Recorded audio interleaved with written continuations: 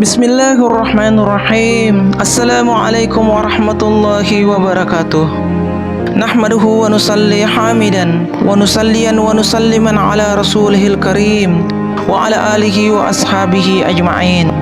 Di dalam video ini kita akan menyimak sebuah kisah yang luar biasa tentang Nabiullah Sulaiman alaihissalam yang kagum di saat bertemu dengan seorang pemuda yang beribadah ratusan tahun di dasar laut. Sebuah kisah yang terjadi sekitar 2400 tahun yang lalu. Mengapa pemuda itu bisa hidup dan bisa beribadah di dasar laut? Maka kita ikuti terus video ini agar kita bisa mengetahui selengkapnya.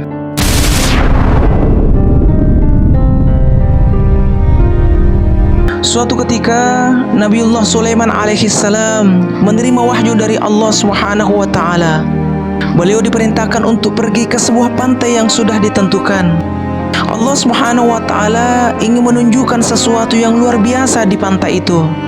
Saat itu pula Nabiullah Sulaiman alaihissalam bersama dengan para pengawalnya dan pasukannya berangkat ke pantai itu. Mereka terdiri dari bangsa jin, manusia, bahkan sejumlah binatang yang ikut serta dalam perjalanan itu. Pada akhirnya Nabiullah Sulaiman alaihissalam dan para pasukannya telah sampai di pantai itu. Namun mereka hanya melihat pemandangan yang biasa-biasa saja, berupa hamparan pantai yang terbentang luas dan desiran ombak yang memecah karang. Nabiullah Sulaiman alaihissalam berinisiatif dan memerintahkan salah satu pasukannya yang dari kalangan jin untuk menyelam dan menyusuri dasar lautan yang begitu dalam untuk mencari sesuatu yang luar biasa itu. Maka Nabiullah Sulaiman alaihissalam menunjuk salah satu jin itu untuk menyelam ke dasar lautan dan menyusuri setiap tempat yang mungkin ia bisa menemukan hal yang istimewa di sana. Jin itu pun memperhatikan di setiap sudut dasar lautan itu dengan penuh ketelitian.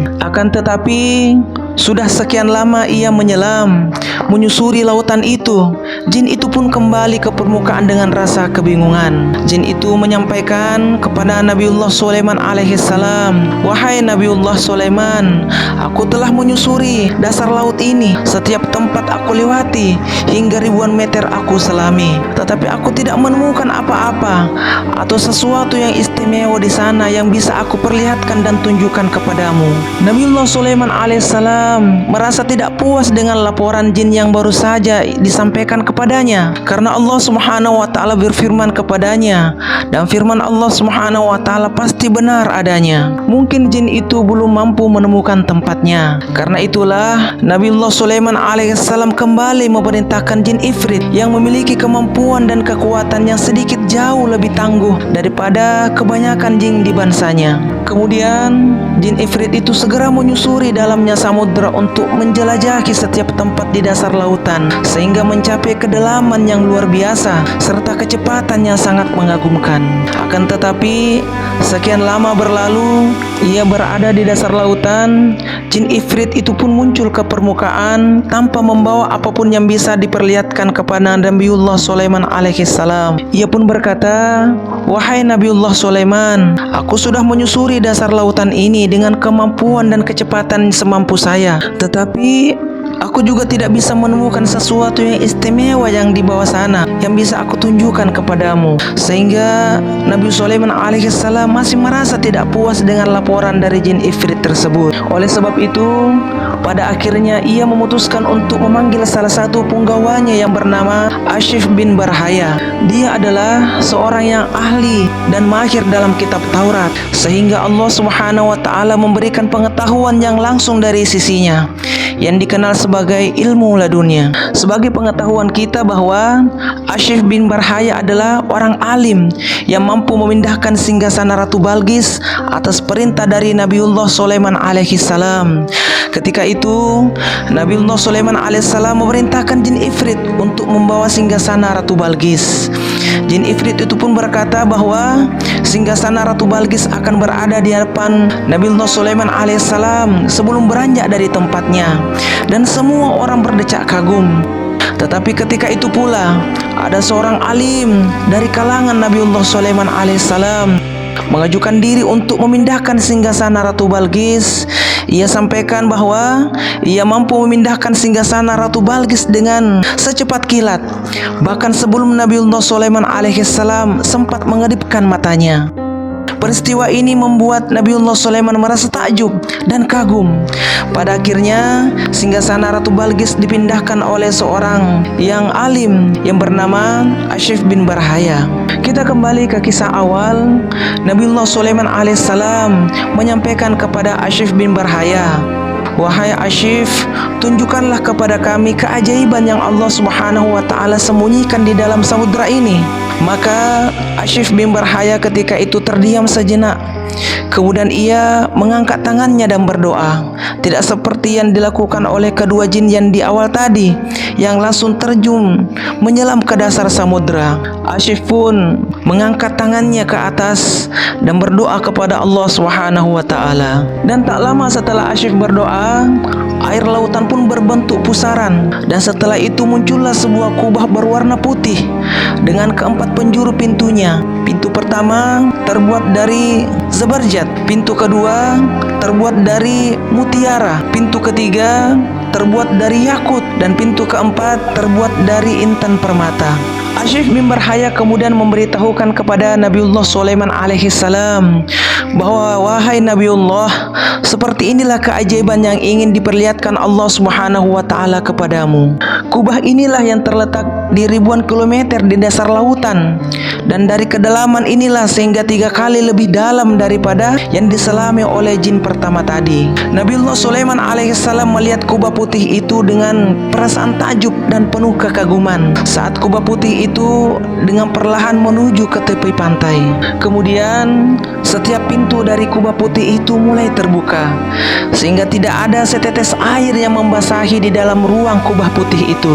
Nabiullah Sulaiman alaihissalam memasuki kubah putih itu dengan berjalan perlahan, dan ia melihat seorang pemuda yang sedang khusyuk beribadah di dalamnya. Dengan penuh adab dan sikap yang lembut, Nabiullah Sulaiman alaihissalam mengucapkan salam, "Assalamualaikum wahai pemuda." Dan setelah ibadah, sang pemuda itu pun menjawab salam dari Nabiullah Sulaiman alaihissalam, "Waalaikumsalam." Nabiullah Sulaiman alaihissalam memulai dengan bertanya, "Mengapa engkau berada di dalam kubah putih ini?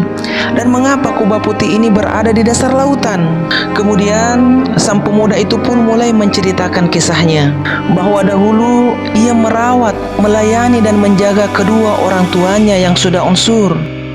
Ibunya tidak bisa melihat, sedangkan ayahnya sudah hampir 70 tahun lumpuh. Saat ibunya akan meninggal, ibunya bermunajat dan berdoa kepada Allah Subhanahu wa Ta'ala, "Ya Allah, panjangkanlah umur anakku dalam keadaan ketaatan kepadamu." Dan doa ibunya pun dikabulkan oleh Allah. Selanjutnya, saat ayahnya akan meninggal, ayahnya bermunajat dan berdoa kepada Allah Subhanahu wa Ta'ala, "Ya Allah, jadikanlah anakku selalu taat kepadamu, dan tempatkanlah ia di tempat yang tidak diketahui oleh para setan." Dan Allah Subhanahu wa Ta'ala mengabulkan doa ayahnya. Kemudian setelah ayahnya sudah meninggal, sang pemuda itu pun pergi ke tepi pantai, dan ia melihat sebuah kubah putih yang setiap pintunya terbuka lebar. Ia pun berjalan perlahan memasuki kubah putih itu, sebab ia ingin mengetahui apa yang ada di dalamnya. Akan tetapi pintu kubah putih itu tiba-tiba tertutup dan bergerak melaju ke dasar lautan yang paling dalam yang dibawa oleh beberapa malaikat. Saat itulah sang pemuda itu melewati hari-harinya dengan ibadah semata di dalam kubah putih itu. Kemudian Nabiullah Sulaiman alaihissalam bertanya lagi, "Engkau hidup saat itu di masa kenabian siapa?" Dan sang pemuda itu pun menjawab, "Aku hidup di masa kenabian Nabiullah Ibrahim alaihissalam." Maka hal ini berarti sang pemuda itu sudah menempati kubah putih itu selama sekitar 2400 tahun yang silam. Namun ia tidak tampak menua, bahkan tidak ada kerutan di wajahnya ataupun uban di rambutnya. Nabiullah Sulaiman alaihissalam bertanya lagi, "Bagaimanakah dengan makanan dan minumanmu saat engkau berada dalam kubah ini?" Lantas sang pemuda itu pun menjawab dengan penuh ketenangan bahwa setiap hari kubah putih ini naik ke permukaan laut, dan ada beberapa burung yang mengantarkan makanan dan minuman untukku, sehingga saya dapat menikmati berbagai jenis makanan yang telah dihantarkan oleh burung-burung itu, yang membuat saya merasa puas dan selalu kenyang. Bahkan saya tidak pernah lagi merasakan kelaparan dan kehausan, dan saya pun tidak lagi merasakan terlalu panas dan terlalu dingin, serta rasa jenuh, bahkan rasa kelelahan, sehingga rasa ngantuk dan ingin tidur pun sudah hilang, sehingga saya bisa menghabiskan waktu setiap hari dengan khusyuk beribadah kepada Allah Subhanahu wa Ta'ala. Nabiullah Sulaiman alaihissalam mendengarkan penjelasan dari sang pemuda itu dengan penuh kekaguman. Sekalipun segala mukjizat dan kelebihan yang Allah Subhanahu wa Ta'ala berikan kepadanya sangat luar biasa, akan tetapi bagi Nabiullah Sulaiman alaihissalam, apa yang dialami oleh sang pemuda ini jauh lebih istimewa dan menakjubkan, karena pemuda itu bukanlah seorang Nabiullah dan bukan pula seorang Rasul. Akan tetapi sang pemuda itu adalah orang yang sangat berbakti kepada kedua orang tuanya, maka ia pun mendapatkan kemuliaan dan karomah dikarenakan doa tulus dari kedua orang tuanya itu. Kemudian Nabiullah Sulaiman alaihissalam menawarkan pilihan kepadanya, maukah engkau tinggal bersama di dalam istana kerajaanku? Akan tetapi sang pemuda itu pun dengan lembut menjawab, terima kasih atas niat baikmu wahai Nabiullah, namun kembalikan saja ke tempat semula dan biarkanlah saya dalam ibadah sampai waktu yang ditentukan oleh Sang Maha Rahim. Kemudian Nabiullah Sulaiman alaihissalam pun keluar dari kubah putih itu dan memerintahkan agar kubah putih itu kembali ke tempat asalnya. Asyif bin Barhaya pun mengangkat tangannya dan berdoa kembali kepada Allah Subhanahu wa Ta'ala, dan perlahan kubah putih itu pun masuk ke dalam air samudra dan pemandangan pantai itu pun kembali seperti semula, dan hanya ada hamparan pantai yang membentang luas dan ada ombak yang melaju memecah karang.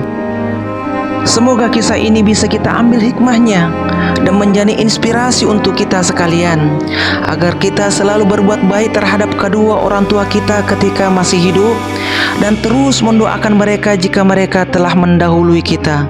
Amin amin ya rabbal alamin.